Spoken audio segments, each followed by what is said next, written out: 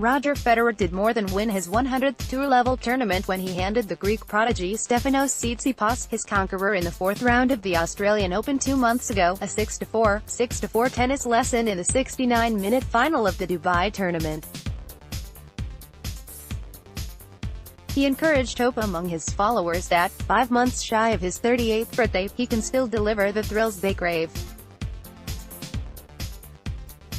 He always was more than a tennis player. For most of his 22 years as a professional, Federer has been a messiah, and rarely a naughty boy.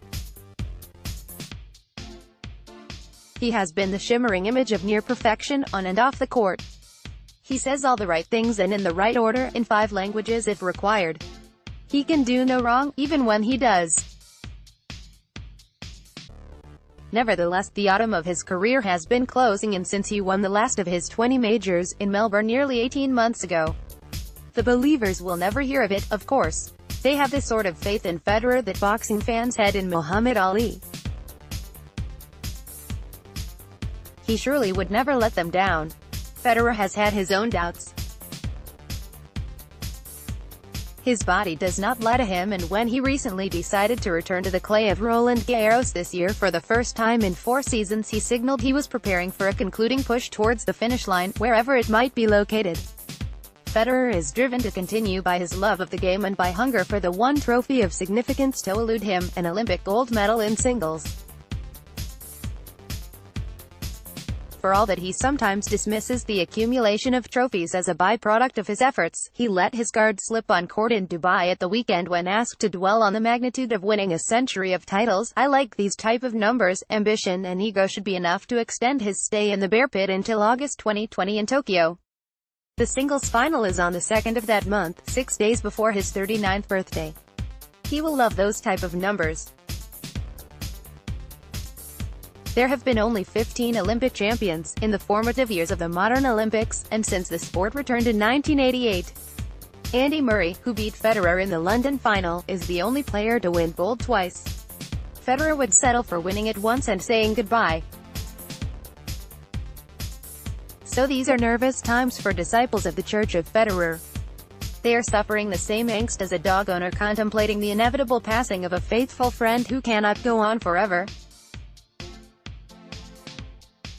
There is plenty of life in the old Swiss dog, yet, of course, as he reminded everyone in the 100th victory speech of a career that began as a precocious teenager in his native Basel and which delivered him his first title in Milan in 2001, when a year younger than Tsitsipas is now.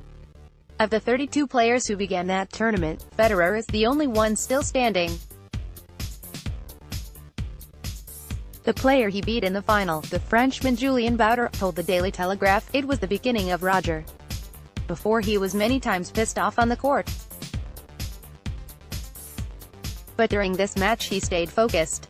It was Federer's 3rd final among scores to follow, 30 in slams, and 10 of those consecutive, Bauder's first of 2.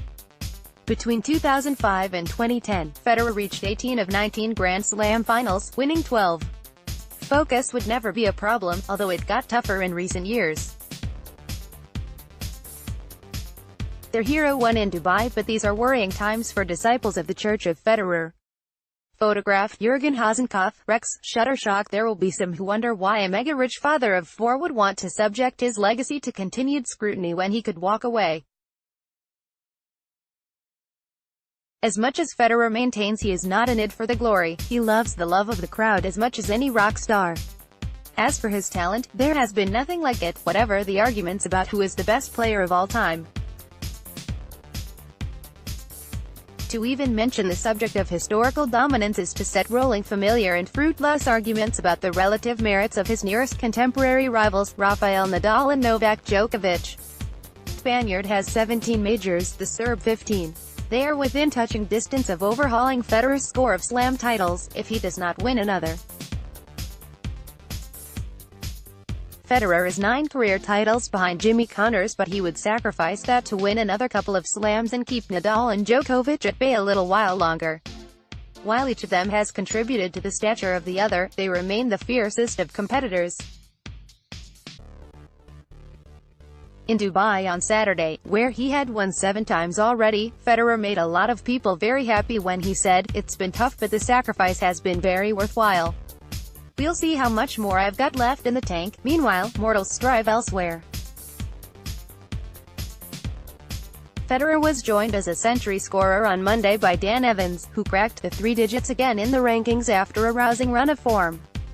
Kyle Edmund won again, too, building the belief he may break through for a Slam title this year. And, on Wednesday, Murray will reveal how his recovery from a second hip operation is progressing. Above them all floats Federer, still stinging like a bee at 37.